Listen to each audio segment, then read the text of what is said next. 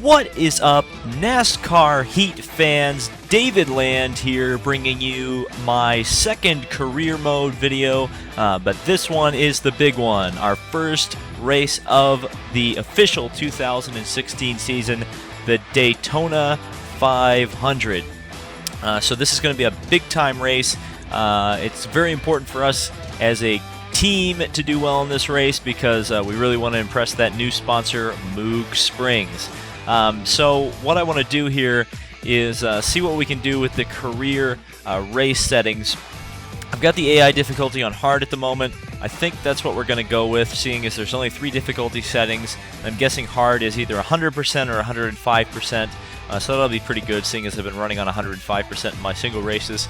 The race length, I've decided between 13 and 50 or 13 and 25. I wish there was a 20%. I think that would be a better alternative, but I'm going to go with 25%, so a 50-lap race.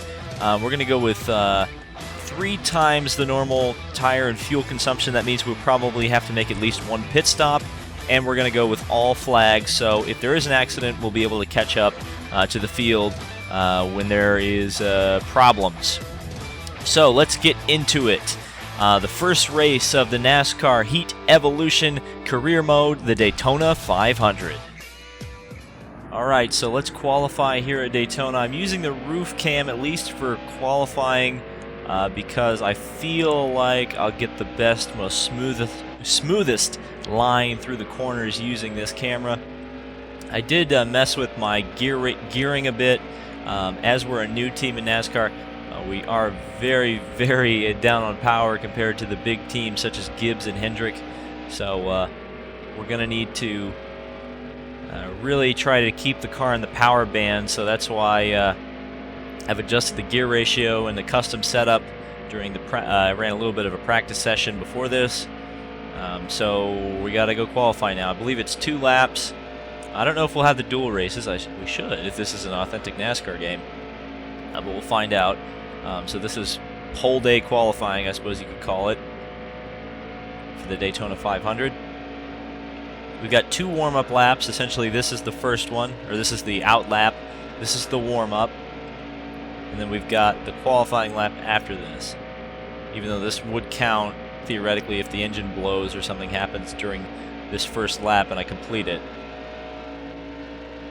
So just got to be smooth into the corner. I'm using the strategy of staying up top. That's the longer way around, and theoretically you can gain more speed going the whole way around the top of the racetrack, and then coming down to take the qualifying green flag, you would arc down out of turn number 4. So that's what I'm going to try to do. Stay high here. High-ish. So I don't want to get into the wall. But we'll stay up here. And then coming down for the green, we'll get right out to the wall and sweep down using the banking to help increase our speed and run onto the tri-oval for the green flag for our qualifying run for the Daytona 500. Here we go. It does feel very, very slow. Down into turn number 1. Try to get a little bit lower than that. Now we got to go the short way around the track. And try not to scrub off any speed. Go right out to the back straightaway wall. Let the car have its way down the back straightaway. Don't over-adjust or overcorrect too much. Down the back straightaway. I wish I would have seen 175 there. I didn't. Into turn number 3. Arc it down. Next to the white line. Just off the white line. Down the back straight, or into the tri-oval for the final time, and our qualifying run is complete. Not very good. Yeah, 40th position at a 53. So we've got a lot of work to do. This is Rick Allen coming to you live from Daytona International Speedway for the Great American Race, the Daytona 500. The off-season's over, preseason testing is complete, and we're ready to start the season.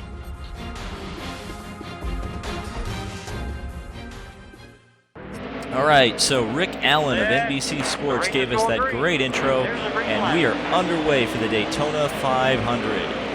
Our first race of the career, and hopefully we can do well here. We want to stay with the pack. Stay high. Still there. And do some good racing here. So the race is underway. Ryan Ellis just ahead of us. Ryan Blaney as well. A rival from the first career mode race. Or races, I should say. He gave us all sorts of problems. Now here we go, up through the field, trying to anyway. Still there. Underneath Ryan Ellis, underneath Blaney. Okay, well, gained a couple positions there. Stick behind McDowell. Still there. I don't know why we didn't run the dual races. I would say that's a negative point for NASCAR Heat Evolution. And Ellis spins. No, he saves it. Car low. Wow. Clear Okay. low. Well, that wasn't very good. So now we can hopefully catch the pack back up because we lost out big time there. Hopefully when Ellis comes back up to the back of us, we can get back to the front here. It's probably a little too aggressive. I shouldn't have done that.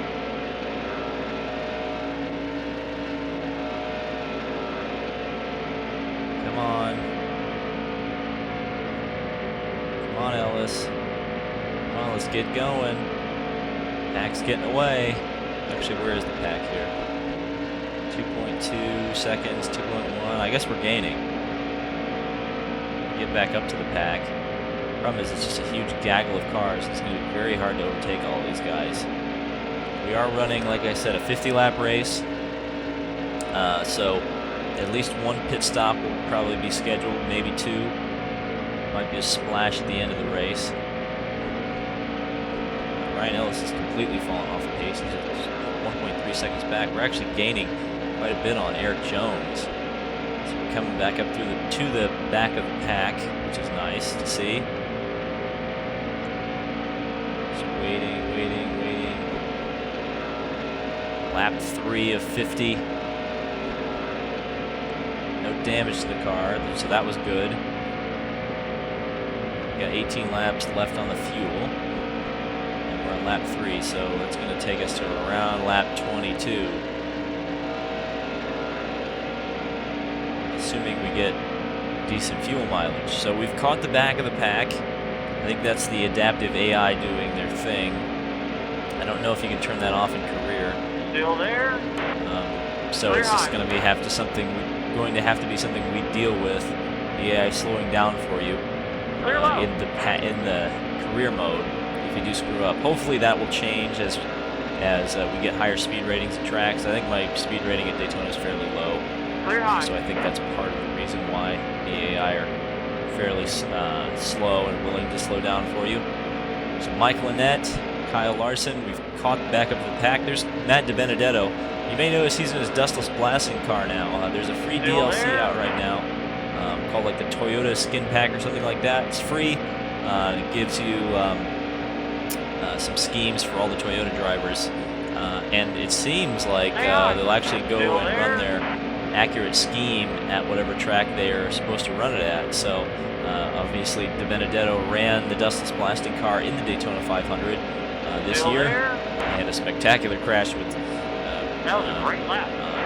Chris Buescher, and that's how that car ended its day. But it's nice to see that it's running the correct scheme in the game. That could have been a coincidence or it could have been programming. I don't know if it's one of the two. But we're behind AJ Allmendinger. Bump draft him a little bit. Try and get some speed down the back straightaway. There's Casey Kane, a.k.a. the Hendrick driver voted most likely to get fired by his peers. So we'll get behind him, see if we can't get a decent draft here. We'll say the pack racing is fairly accurate. The way they're splitting up is fairly accurate, though there's a couple stragglers in the pack there. But as we spread out, it'll be interesting to see how everything works with the AI and pit stop strategy. Still there. We're starting to make some moves through the field now. Coming up to that old magical P30 that we had to be the first Let's Play. Running behind Brian Scott now. Underneath Brian Scott. back straightaway. Now we're picking up some speed. 177. Clear high. 78. 178. It's as fast as we've gone during this Let's Play, at least in terms of Still there. late track. Lifted off the gas there just to give myself a little bit of a breather. Paul Menard right there next to us. We're actually moving up the field pretty well. Still there. 3 wide racing. David Gilliland on the outside of Martin Truex. What is he doing Still back here? there. I don't understand it. Right up next to the wall.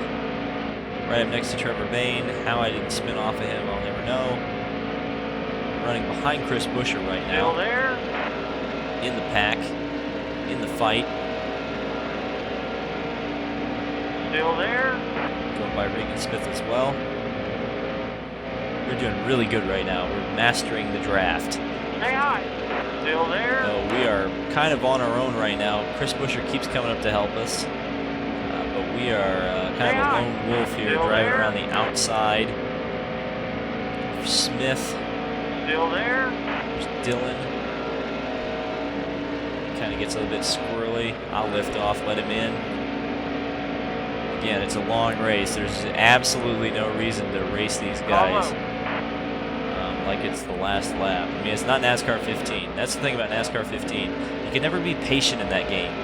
You can never wait and make your move, and you always had to do it wild, spectacular Leroy Jenkins fashion. Still there. In this game, it does feel like you can finally breathe. You can breathe and plan your moves and decide when to be aggressive and when not to be aggressive. I appreciate that. It's nice. So the field has spread out. Car coming into the pits. Try to ID it, but I'm unable to do so. It's a blue car, maybe Stenhouse. Clear low.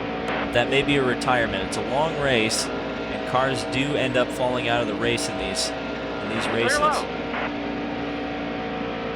So that may be a retirement, maybe our first car out of the Daytona 500. And that means we'll definitely not finish last today.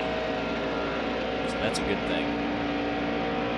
Do appreciate the field spreading out a bit. It's really helping. 178. Can you see 179? Still there. We can't. This is definitely an old. This feels like an old style plate race, maybe a 90s plate race, where the cars are running about 175 miles an hour around, and they're spreading out fairly well. I actually prefer this kind of racing. I think this racing is a little bit more fun. That was a great lap. Because there's some passing involved. Still there. I'm not a huge fan of like the new style of pack racing, plate racing, whatever you want to call it, where the cars just run around 3 wide the whole race. It's not really racing to me because there's no passing. I mean, there's technically passing because cars are changing positions, but the moves aren't really made on skill. They're made on where they are in the pack. As I get karma from all the Cup Series kids getting mad at me. Come on, save it, save it, save it, save it, save it, save it, save it. All right, I'm just gonna drive slowly through the grass, downshift. Good Lord. All right, so I made a big mistake on lap 10 of the Daytona 500. I absolutely screwed up big time there. So I get in the draft behind Ryan Ellis. Thankfully, he's still there. So I can start slingshotting cars. 161, 163, 165. Still there. Oh, I got into him a little bit. It's kind of bad on me. All clear. So I guess the adaptive AI definitely help you. Where in NASCAR 15 you would spin out, bring out a caution, and pack the field back up. They just slow the cars down. I'm not a huge fan of that style of AI. I think the rubber banding, I'm just not a big fan of it. Like I said in my hardcore mode video, I like to be punished when I make a mistake. I just like the punishment to be realistic. And I get that that's a sim racing thing, and not so much a racing game thing.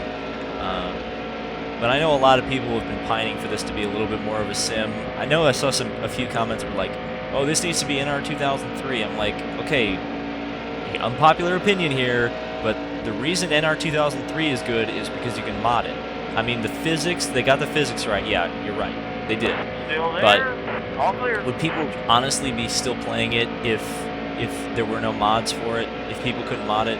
Like if it was a console game, nobody would talk about it because they'd be like, oh, it's on PS2, it's not cool. But just because it's on PC and people can mod it and play it on their, you know, Alienware, 10,000 gigahertz motherboard, you know, they think it's some superior thing. It's the mods, folks. It's the fact that people support a game for, 15 years with mod support, rather than, actually having to produce a new game. I mean, I like NR 2003, no doubt about it. It's a great game, but the people comparing this to NASCAR 2003, it's an unrealistic comparison, and it's a bit of an annoying one. Still there. Because it's not fair. Compare this to like an EA Sports game, or even you could compare it to Dirt to Daytona, seeing it's from the same developers. But I would say compare this to the EA games, and I think you'll get a much more fair comparison. And I would say against the EA games or even the Eutechnics games, this one's way better because it's got much more sim qualities than those games have. Clear low. I mean, but it's still got the arcade elements, but it's less than them. Because the problem, like the EA games, like I don't know, like a lot of people have nostalgia for them, and I enjoyed NASCAR Thunder 2004 for the PC. I actually have that. I might play that at some point on this channel, but it was one of those things where it was like the ones on the consoles were like really, really arcadey, like Walmart pay a nickel and get a play game arcadey. And that's fine if you enjoy that, but like not for me. Not for me. I think I've always been even when I was a kid, I appreciated Dirt to Daytona. I played that more than I did NASCAR Thunder 2004, despite the fact that that was a PC game, because I felt like I had more control over NASCAR Dirt to Daytona. I felt like it just felt better. I don't know what it was. I'm guessing it was just because of the sim elements. The elements, NASCAR Dirt to Daytona, the sim elements are the thing. Like, you want the realistic experience when you buy a racing game, I think. At least racing fans do. I mean, it's like, that's the thing. Racing fans are a bit smarter than your average sports fan. It's not like Madden, where they're like, if they made Madden as realistic and challenging as it is in real life, nobody would play it. Because the average football fan, and I'm saying this as a football fan, by the way, I don't think I'm trying to hate on football fans. Like, the average football fan is not the sharpest tool in the shed, and so they want a dumbed down arcade style game, and that's fine for them. But racing fans are a little bit different. You can't cater to a racing fan the same way you can cater to a stick and ball fan. It's not going to work because racing fans simply are smarter. Our sport is a little bit harder to understand. It's harder to get a grasp on. So, we want the official experience, as close to it as we can get. And if it means we get our butts kicked by the AI, so be it. If it means we spin out every corner, so be it. That's why iRacing is so popular. I mean, it's a hard game. Some people question its accuracy, including some drivers. But, iRacing kicks your butt. And you see Forza going that direction too. They have a lot of arcade elements, but they're starting to introduce, like online racing championships and stuff like that. It's not very well run right now, but stuff like that is gaining in popularity. So as I make a rant in the middle of my Let's Play here at Daytona, we are actually moving up the field quite well right now.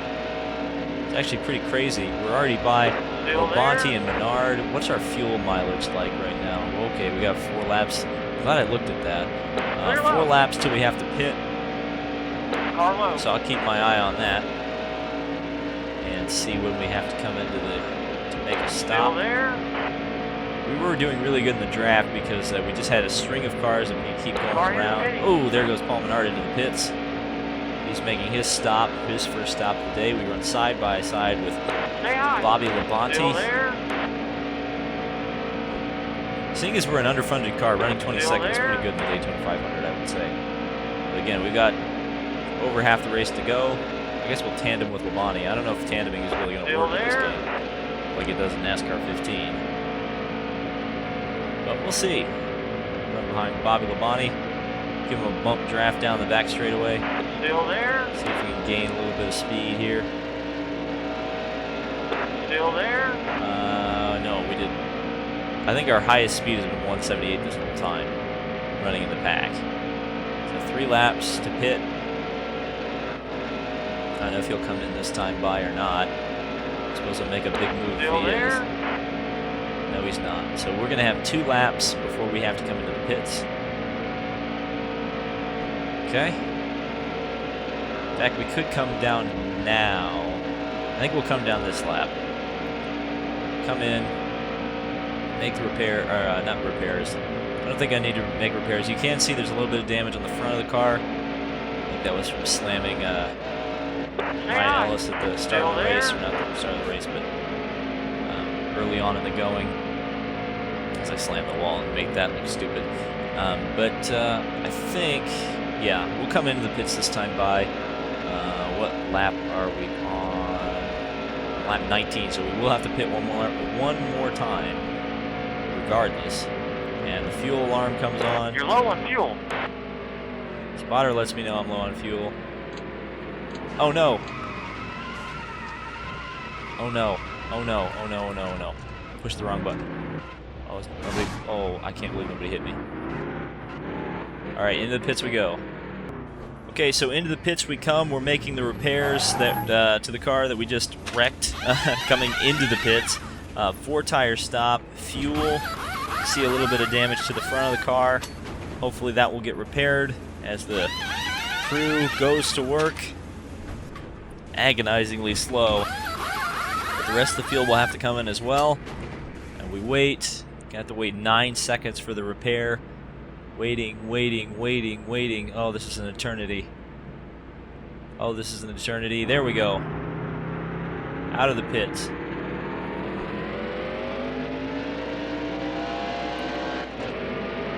And the rest of the field goes by. We'll merge up into traffic. I think that's illegal, but whatever. So they're absolutely flying by as we're coming up to speed.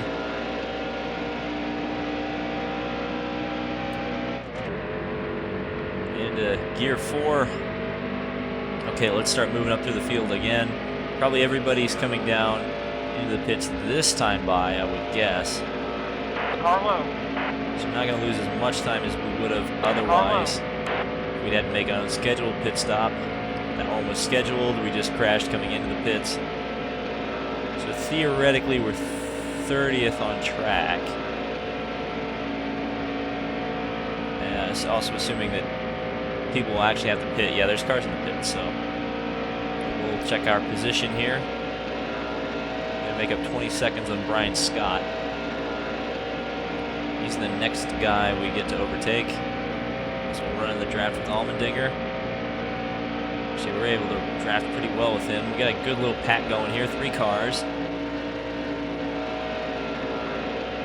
We'll go up with Kane. Stay high. Still there. See if we can't make some moves here. Scott is 8.4 seconds ahead at the moment. Still there. We're running 177 miles an hour, at least on the back straightaway. So that's good positioning right now. Tony Stewart's a lap down. Paul Menard is 3 laps behind the race. So some issues happened at some point. Still there. Ellis is 44 seconds up the road. He is the car we were chasing. Still there. So 29 laps to go.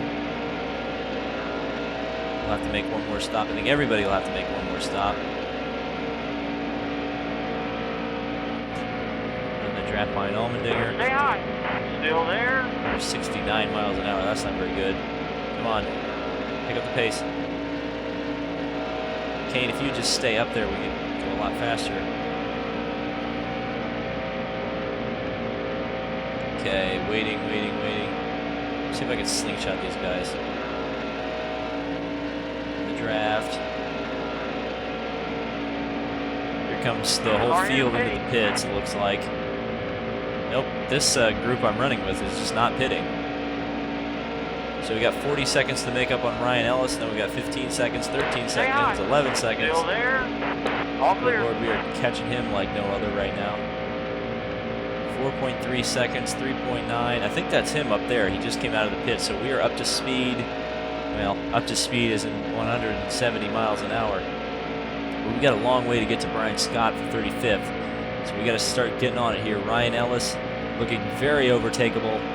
Get into his draft. We'll slingshot the absolute. I almost said something.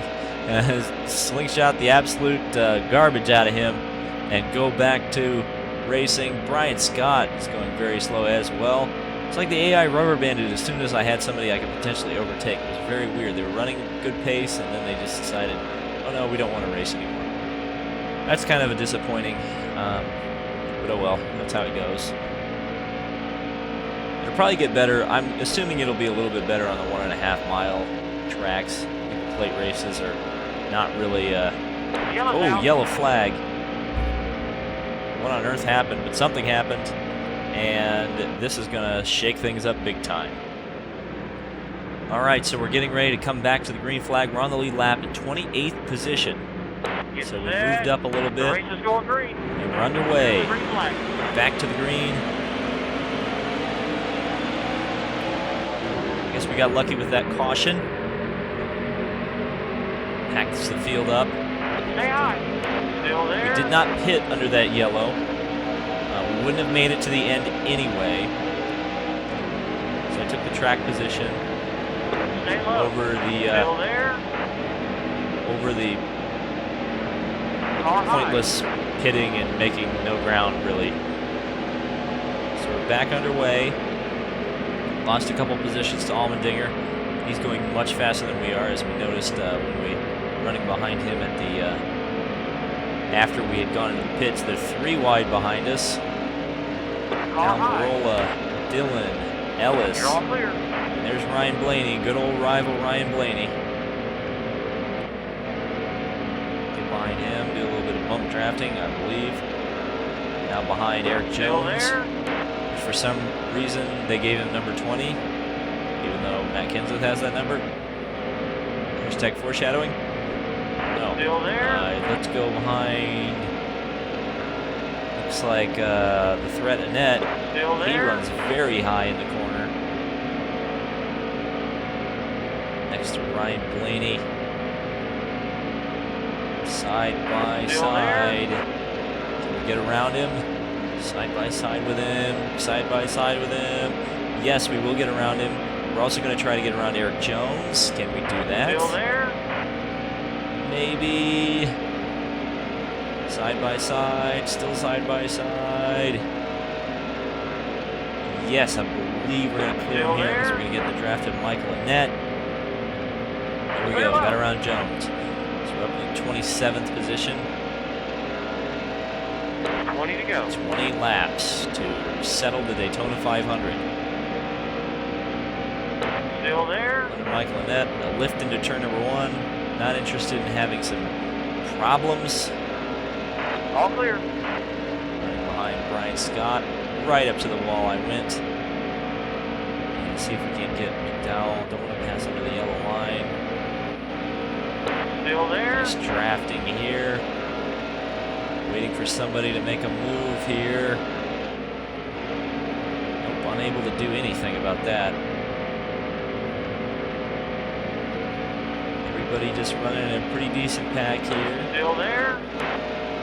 Continue to run behind Allmendinger. Again, patience. Patience is the key here. I don't need to overtake these guys. Still there. Oh.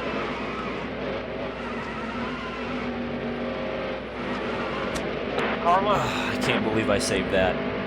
Oh, I can't believe I saved that. You know, when I go silent, when I don't freak out, I freak out when I'm like, oh, well, I'm going to crash anyway. When I'm silent when I think I'm like, oh, I can save this. And I saved it. So I'm running under the yellow line there. David Hoots is not pleased, I'm sure. Beginning the draft behind Tony Stewart. I don't know what he's doing back here. I guess it's accurate to Daytona, at least in recent years. Tony Stewart hasn't been very good at Daytona. Of course, he didn't even show up last year because he was injured. Still there. Another yellow. What happened? Doesn't look like a wreck, so just a random debris caution. So I made a strategy call with 19 laps to go. Our pit strategy takes us about 19 laps. I went into the pits, The race is going so we're green. going back to the green flag, and we should be able to make it on fuel for the rest of the race. Just make sure on that, 20 laps. Hold your line. Carlo. Oh no, that's a wreck. The engine's blown. Oh no, that's really bad. Yellow's out. The yellow's out. Thank goodness. We will have to pit though, for sure. Okay, so after wrecking, we'll make it back to the green flag here. Get set. The I race think is we're going just green. off the lead, or just on the lead lap. Back to the racing. Car high. And Castle just ahead of us. 10 laps to go. Still 10 there. laps to go, as the spotter says. Joey Logano, 35th right now. We're underneath him and at Michael Nett. Stay Are low. we? Let's Still not get on the there. apron there. If I shift up into fourth gear, maybe I could do a little bit better there. Okay, 10 laps to settle You're it. all clear. Is this where we get aggressive? We've already had an accident, so generally we would not like Carlo. to do any more damage to the car. Let's get going here. Let's see if the AI kick it up a notch here as we're racing for the Still Daytona there. 500 victory. Looks like Clint Boyer is leading the race. Stay high. Still there. Kevin Harvick just ahead. Kurt Busch as Still well. there. Landon Castle. The engine's blown. Landon Castle got into us. And we are in trouble. Blown engine. We're going to try to sneak the car back to the pits, but this is very bad. Very bad. Means our Daytona 500 may have just ended in the wall.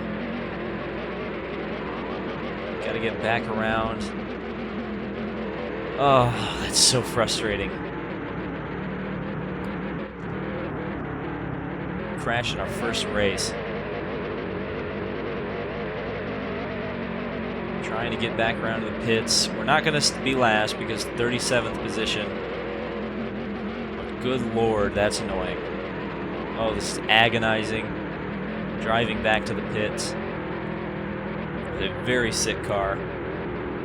I don't even know if we're going to make it. We're definitely going to lose one lap, maybe a couple. Here comes the field by. At least 3 cars, 4 cars. There's the rest. Oh my goodness. So here we come into the pits just to repair, and it's going to be a 2-minute wait, so we are really going to be in trouble, going multiple laps down. So we're back on the circuit after a very, very long stop. We're 4 laps behind the race. How unfortunate.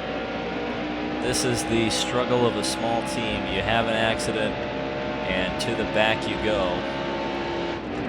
Of course, that means everything's going to be a lot shorter for us. We don't have to wait around. We're not going to have to complete 50 laps. We're only going to have to complete, looks like 46. Not 46. Yeah, 46 laps. At least we'll be in the pack. There's Landon Castle, you SOB. I am unhappy with Landon Castle. I can tell you that.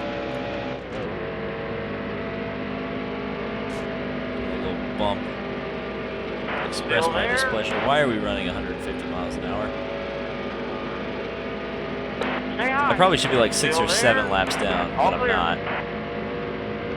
And this is really where the rubber banding is going to come into play big time. Most people will mollywop the field here. Car low. All clear. Go around Michael and Net. Clear high. Clear low. Car low. The engine's blown. Oh, I blew the engine again. Alright, let's cause a wreck. Okay, I guess that didn't work. There's a wreck in turn 2.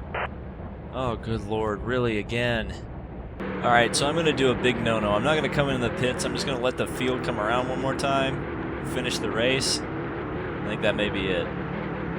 Yep, that was it. So I'm just going to cross the line here. Finish the race in 46 laps down in 37th position. Here we go. And there we go.